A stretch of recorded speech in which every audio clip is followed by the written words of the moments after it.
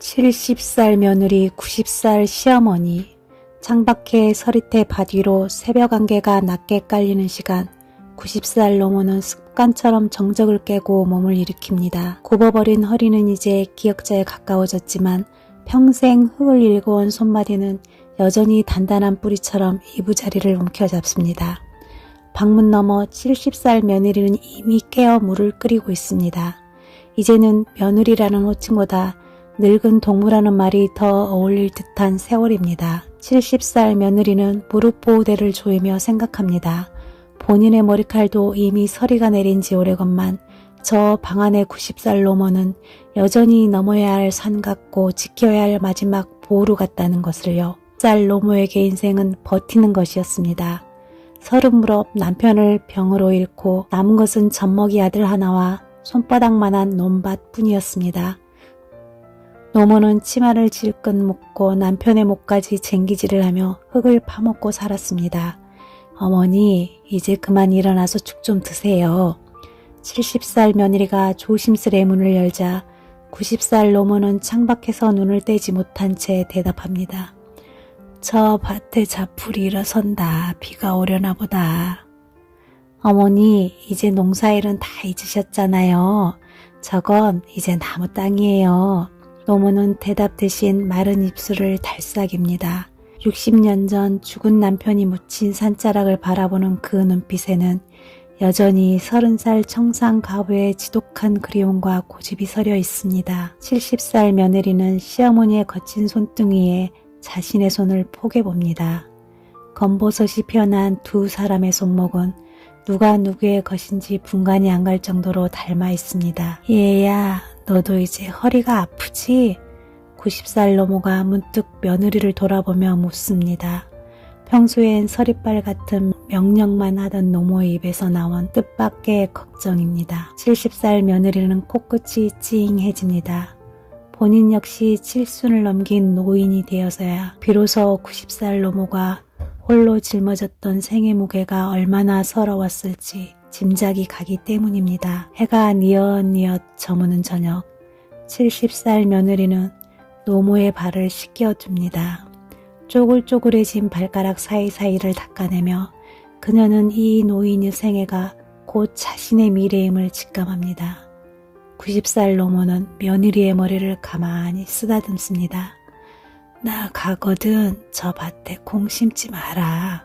힘들어서 이젠 안 돼. 그것은 유언이자 평생 고생시킨 며느리에게 건네는 마지막 사과였습니다. 70살 며느리는 대답 대신 노모의 무릎에 얼굴을 묻습니다. 두 노인의 그림자가 길게 늘어져 하나로 합쳐지는 저녁, 시골집의 하루가 조용히 저물어갑니다. 70살 며느리의 손길이 노모의 마른 발목바지 끝동에 머뭅니다. 따뜻한 물에 불어난 노모의 발을 수건으로 닦아내던 그녀의 눈앞이 잠시 흐릿해지더니 40여 년 전 그 서슬퍼런 시절의 기억 속으로 미끄러져 들어갑니다. 90살 노모에게 아들은 단순한 자식이 아니었습니다. 30의 남편을 잃고 흙바닥을 기며 키워낸 아들은 그녀의 유일한 구원이자 죽은 남편이 남기고 간 살아있는 신이었습니다.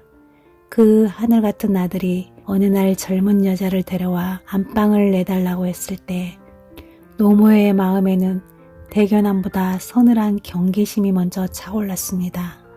당시 20대였던 며느리가 처음 이 집에 발을 들였을 때 노모의 눈빛은 마치 소중한 보물을 훔치러 온 친입자를 보는 듯했습니다.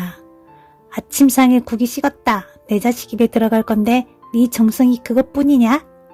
새벽 4시 노모의 칼칼한 목소리는 알람보다 정확했습니다. 며느리가 밥물을 마칠 때도 빨래를 널 때도 노모는 늘 뒤에서 그림자처럼 지켜보며 혀를 찼습니다. 노모는 혹이라도 며느리가 아들 길을 죽일까봐 문 밖에서 길을 세우기 일쑤였습니다. 아들이 피곤해 보이기라도 하는 날엔 내가 대체 어떻게 내조를 했기에 애들이 저 모양이야? 하며 며느리의 가슴에 대못을 박았습니다. 내 아들은 손에 흙 한 번 안 묻히고 귀하게 키운 귀한 몸이야. 너같이 굴러온 돌이 고맙다고 100번 절을 내도 모자랄 판이라고. 며느리는 그때 참 많이도 울었습니다. 친정 부모님 생각에 밤잠을 설치면서도 아침이면 어김없이 노모의 눈치를 보며 무쇠솥에 불을 지폈습니다. 노모의 잔소리는 반이라는 논두렁에서도 장터로 가는 길목에서도 멈추지 않았습니다. 며느리의 일거수일투족은 노모의 엄격한 검열을 거쳐야만 비로소 허락되었습니다. 가장 아픈 기억은 밥상이었습니다. 노모는 친정이 가난하다는 이유로 며느리를 식구로 인정하지 않았습니다. 밭에서 온종일 밭일을 하고 녹초가 되어 돌아와도 따뜻한 아랫목은 언제나 노모와 아들의 차지였습니다. 노모는 아들과 나란히 앉아 고기 반찬을 올린 상을 받았지만 20살 며느리에게 허락된 곳은 차가운 흙바닥이 깔린 부엌뿐이었습니다. 며느리는 남은 찌꺼기 국물에 찬밥을 말아 부엌 한 구석에서 쪼그리고 앉아 눈물 섞인 밥을 삼켰습니다. 친정이 못 살면 몸이라도 부지런해야지 라는 노모의 칼날 같은 말은 밥알보다 더 깔끔하게 목구멍을 찔러댔습니다. 명절은 며느리에게 축제가 아닌 검열의 시간이었습니다. 남들은 고운 옷 입고 친정으로 향할 때 며느리는 노모 앞에 죄인처럼 서야 했습니다. 네가 우리 집 뒤주에 쌀이라도 퍼갔을까봐 무섭다. 어디 보따리 좀 보자. 노모는 며느리가 혹여나 시댁 물건을 친정에 몰래 가져다 줄까봐 낡은 보따리를 샅샅이 뒤지며 자존심을 난도질했습니다. 결국 빈손으로 와서 염치도 없이 어딜 가느냐? 빈손으로 온 주제에 염치도 없이 어딜 가? 라는 호통에 친정행은 무산되기 일쑤였고 며느리는 먼 발치에서 친정 쪽 하늘만 바라보며 소매깃을 적시었습니다. 몸뚱이 하나 달랑 들고 온 주제에 라는 말은 노모가 며느리의 기를 죽일 때 쓰는 가장 강력한 무기였습니다. 운명의 장난이었을까요? 노모의 남편이 30의 병으로 죽었듯 그 금쪽 같은 아들도 손주 하나를 남겨두고 30에 숨을 거두었습니다. 아들의 관이 집을 나가는 날 노모는 곡소리 대신 며느리의 머리채를 휘감아쥐었습니다. 이 아들 잡아먹은 년, 니년 기가 너무 세서 내 아들 앞길을 막은 거야. 내가 우리 집에 들어오지 않았어도 내 자식이 저렇게 차가운 땅속으로 들어가진 않았을 거야 이년아. 그날부터 노모에게 며느리는 더 이상 가족이 아니었습니다. 자신의 인생을 망친 원수이자 아들의 명줄을 끌어놓은 살인자였습니다. 노모는 자신의 상처를 치유하기 위해 며느리를 학대하는 쪽을 택했습니다. 상복도 채에 벗지 못한 며느리에게 노모는 쉴 틈 없이 일을 시켰습니다. 니까지 게 살아서 뭐하냐? 이 일이라도 해서 속죄해라 속죄. 라는 말은 매일 아침 들려오는 주문 같았습니다. 마을 사람들에게도 저 복 없는 년, 저 남편 잡아먹은 년 이라 부르며 손가락질 받게 만들었습니다. 며느리가 부엌에서 남몰래 흐느끼면 어디서 불길하게 울고 난리야? 하면서 바가지를 내던졌습니다. 며느리가 그 지옥같은 시집살이와 아들 잡아먹는 년이라는 저주 속에서도 끝내 대문을 박차고 나가지 못했던 건 현실 때문만은 아니었습니다. 30의 나이에 남편을 잃고 홀로 남겨진 뒤 그녀 품 안에는 아직 제 앞가림도 못하는 어린 아들이 울고 있었습니다. 그 아이에게 젖을 물릴 때마다 며느리는 자신의 무릎 앞에 서슬퍼렇게 나를 세우고 앉아있는 노모의 젊은 시절을 보았습니다. 며느리는 깨달았습니다. 저 노모 역시 30의 남편을 잃고 오직 아들 하나만을 생애 동화줄로 삼아 이 척박한 땅을 일구어 왔음을 말입니다. 남편 없는 여자로 산다는 것, 시골 벽지에서 비바람을 막아줄 지붕 하나 지키는 일이 얼마나 막막한 투쟁인지 며느리는 몸소 겪으며 알게 되었습니다. 너도 나처럼 되었구나. 라는 노모의 차가운 눈빛 뒤에 숨겨진 기괴한 동질감을 읽었을 때 며느리는 비로소 도망칠 곳이 없음을 직감했습니다. 어머니, 당신도 이 무서운 밤들을 도끼로 채우며 버티셨나요? 자식 하나 굶기지 않으려고 세상에 발톱을 세우다 보니 그 발톱이 결국 가장 가까운 저를 핥게 된 건가요? 며느리는 노모가 자신에게 쏟아붓는 잔소리와 학대가 어쩌면 노모 자신도 감당하지 못한 비극적인 삶에 대한 비명이자 몸부림이었음을 이해하기 시작했습니다. 자신마저 떠나버리면 아버지를 잃은 아들은 의지할 곳 없는 고아가 될 터였습니다. 며느리는 아들의 끼니를 챙기기 위해 노모가 던지는 식은 밥알을 묵묵히 받아먹었습니다. 부엌 바닥에 쪼그리고 앉아 밥을 씹으며 그녀는 매일 아침 다짐했습니다. 내 아들만큼은 이 가난과 저주에서 꼭 벗어나게 하리라.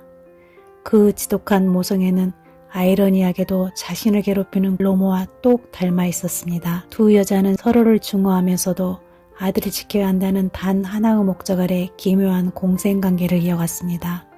노모는 며느리의 길을 죽여 집안의 질서를 잡으려 했고 며느리는 그 압박을 견디며 아들의 울타리가 되어 주어야 했습니다. 그러던 어느 날 며느리는 노모 굽은 등 위로 낡은 솜이불을 끌어올리며 문득 깨닫습니다. 자신이 그토록 중요했던 노모의 도끼가 사실은 이 집안을 지키기 위한 마지막 무기였다는 사실을 말입니다. 며느리는 30살의 남편을 잃었을 때 세상이 얼마나 시퍼런 칼날을 세우고 달려드는지 몸소 겪었습니다. 남편 없는 과부의 집이라며 울타리를 넘어보려던 동네 사내들의 눈빛, 만만하게 보고 품삯을 깎으려던 장터 사람들의 수군거림 속에서 며느리는 본능적으로 깨달았습니다. 아, 나도 누군가를 물어뜯지 않으면 내 자식을 지킬 수 없겠구나. 그 순간 며느리의 머릿속에는 평생 자신을 들들 볶던 노모의 얼굴이 스쳐 지나갔습니다. 노모가 며느리에게 밥상을 따로 차리게 하고 일거수일투족을 감시하며 기를 죽였던 것은 어쩌면 여자 둘이 사는 집에 기강이 해이해지면 금세 남들에게 우스거리가 될까봐 노모는 스스로 악마가 되어 집안의 질서를 세웠던 것입니다. 몸뚱이 하나 달랑 들고 온 주제라는 독설은 며느리를 향한 진심 어린 미움이기보다 아들을 잃고 무너져 내리는 자신의 심장을 간신히 붙들기 위해 내뱉은 허세였음을 이제는 압니다. 며느리는 이제 압니다. 자신도 아들을 키우며 어느덧 그 아들에게 집착하고 혹여나 아들이 데려올 사람이 내 자리를 뺏지는 않을까 전전긍긍했던 순간들이 있었음을 말입니다. 어머니, 당신도 무서우셨던 게지요. 홀로 남겨진 이 넓은 들판에서 아들마저 떠나보내고 나면 당신의 존재가 연기처럼 사라질까봐 그래서 그렇게 제 보따리를 뒤지고 제 길을 꺾으며 당신이 살아있음을 확인하려 하셨던 거군요. 며느리는 노모의 거칠고 딱딱해진 발 뒤꿈치를 만지며 소리 없이 웁니다. 그것은 용서라기보다 같은 지옥을 통과해온 앞선 세대의 여인에 대한 서글픈 긍정이었습니다. 어느덧 밤이 깊어지고 90살 노모가 잠결에 기침을 내뱉습니다. 며느리는 익숙하게 노모의 가슴팍을 쓸어내립니다. 어머니, 나도 이제 어머니만큼 늙어보니 알 것 같아요. 아들 하나 품고 산다는 게 얼마나 징그러운 일인지, 그리고 그 아들이 떠난 자리를 지키는 게 얼마나 외로운 일인지 이제는 알 것 같아요. 노모는 눈을 뜨지 않은 채 며느리의 거친 손을 힘없이 움켜잡습니다. 평생을 주인과 부엌대기, 그리고 가해자와 피해자로 평생을 달리던 두 여자의 세월이 비로소 가부라는 하나의 이름 아래 뜨겁게 합쳐지는 순간이었습니다. 밤은 깊어 사방이 적막합니다. 낡은 창호지무 사이로 스며드는 달빛이 90살 노모의 깊은 주름 골짜기를 비춥니다. 70살 며느리는 노모 곁에 누워 가느다란 숨소리에 귀를 기울입니다. 평생을 자신을 짓누르던 그 서슬퍼런 숨소리가 이제는 꺼져가는 촛불처럼 위태롭습니다. 그때였습니다. 잠든 줄만 알았던 노모가 마른 갈대 같은 손을 더듬거려 며느리의 거친 손등위로 포개옵니다. 얘야, 평생 너 니년 아들 잡아먹은 년이라 불리던 며느리의 심장이 쿵 하고 내려앉습니다. 미안하다. 내가 참 못됐다. 내 팔자가 사나워 너까지 그 구렁텅이로 밀어넣었어. 내 자식 이름 분풀이를 너한테 다 했구나. 너 아니었으면 내 아들로 제사밥 한 그릇 얻어먹을 수 있었겠니? 노모 눈꼬리에 고인 눈물 한 방울이 주름을 타고 베갯잇으로 스며듭니다. 평생을 하늘같은 시어머니라는 단단한 껍질 속에 숨어 독을 내뿜던 노인의 입에서 나온 처음이자 마지막 고해였습니다. 나 죽거든. 나 용서하고 내 인생 찾아가거라. 그 모진 세월 다 잊어라 얘야. 70살 며느리는 노모 가느다란 손을 두 손으로 꼭 움켜잡습니다. 그토록 듣고 싶었던 사과였는데 막상 마주하고 나니 가슴속 응어리가 눈물로 녹아내려 목을 메우게 합니다. 어머니 알아요. 어머니 무서워서 그러신 거 다 알아요. 아들 하나 보고 버틴 세월이 얼마나 시려웠으면 그러셨겠어요. 저도 아들 키워보니 이제 어머니 마음 다 보여요. 미안해하지 마세요. 우리 둘 다 그저 가여운 여자들일 뿐이었잖아요. 며느리는 노모의 가슴을 토닥이며 나직히 속삭였습니다. 그것은 노모를 향한 대답임과 동시에 지난 40여 년간 고통받았던 자기 자신에게 건네는 위로였습니다. 두 노인의 손이 맞잡은 채 방 안에는 긴 정적이 흐릅니다. 평생을 원망과 중으로 채워졌던 그 부엌대기의 세월도, 아들 잡아먹는 년이라 부르짖던 독한 저주도 달빛 아래 녹아 사라집니다. 90살 노모는 비로소 편안해진 얼굴로 얕은 잠에 들었고 70살 며느리는 처음으로 노모 곁에서 깊은 평안을 느낍니다. 내일 아침이면 노모는 다시 가물거리는 기억 속에서 잔소리를 시작할지도 모릅니다. 하지만 70살 며느리는 이제 웃으며 그 잔소리를 받아낼 수 있을 것 같습니다. 그 독한 말들이 사실은 미안함이라는 다른 이름인 것을 이제는 알기 때문입니다. 긴 이야기 들어주셔서 감사합니다.